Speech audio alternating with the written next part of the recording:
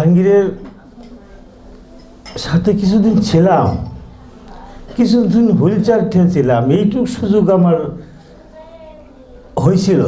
তো এইটুকুর মধ্যেই আমি যেটুকু দেখেছি শুধু ওইটুকুই আমি বলতে চাই। আমি বাবা জাহাঙ্গীরের কাছে প্রায় এক যুগ আমি তিনটা জিনিসের উপরে লক্ষ্য করছি, যে তিনটা জিনিস বাবার তিনটা রূপ আমি লক্ষ্য করেছি। এমনকি খুব এই ব্যাপার নিয়ে আমি গবেষণা করেছি যে বাবার তিনটা রূপ কি কি। সবাই দেখেছি, কিন্তু কতজনে বিশ্লেষণ করেছেন, কতজনে এটা নিয়ে গবেষণা করেছেন আমার জানা নাই। প্রথম রূপটা হলেন উনি যখন আসনে বসতেন, আপনারা সবই দেখেছি, তখন ওনার একটা রূপ ছিল, যে রূপ বাদশাহী বাদশাহ। কতটুকু আপনারা দেখেছেন, লক্ষ্য করেছেন সেটা আমার জানা নেই। উনি বাদশারও বাদশাহ ছিলেন। উনি যখন আসনে বসতেন তো উনি ওই বাদশার রূপেই বসতেন। শুধু ওনার কথা মনে হচ্ছে, শুধু চোখে পানি আসে, আর কি বলবো। আরেকটা রূপ একটু বলি, উনি যখন ঘরে একা থাকতেন, বসতেন, তখন ওনার রূপ ছিল একবারে শিশু, ওনার রূপ ছিল একবারে ফেরেশতা। আমি অনেক বলতে পারতেছি না, উনি ফেরেশতা রূপেই তখন তাকে আমরা দেখতে পারছি, উনি ফেরেশতাই ছিলেন। আর একটা কাহারু রূপ, সেটা আমার বড় ভাই তারেক ভাই মোটামুটি ভালো করেই দেখেছে।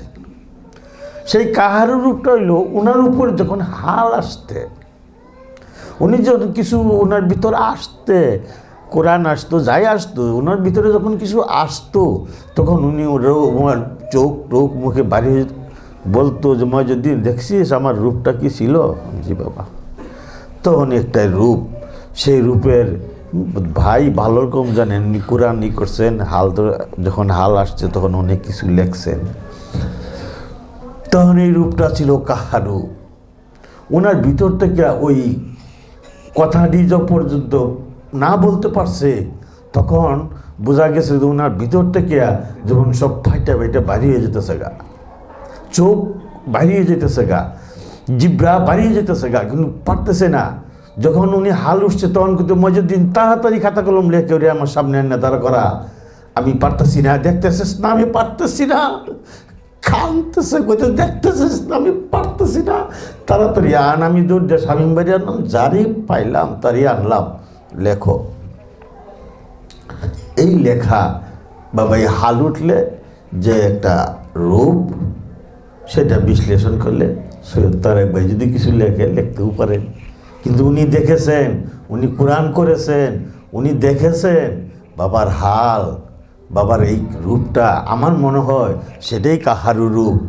আমি জানি না, আমি এই দরবারে হয়তো একদিন এই মাইকেই কথা বলছিলাম, উসমান হারুনির কালামটা বাবা বলাইছিলেন। আমি মাইকে খুব একটা কথাবার্তা আমার বলার অভ্যাস নাই, আমি কোনোদিন বলি নাই। আমি শুধু এই বাবার দিকে এই চায়া তাকিয়াই আমি এইটুকু অর্জন করতে পারছি, আমি জানতে পারছি দয়াল বাবা জাহাঙ্গীর, দয়াল বাবা জাহাঙ্গীর, দয়াল বাবা জাহাঙ্গীর।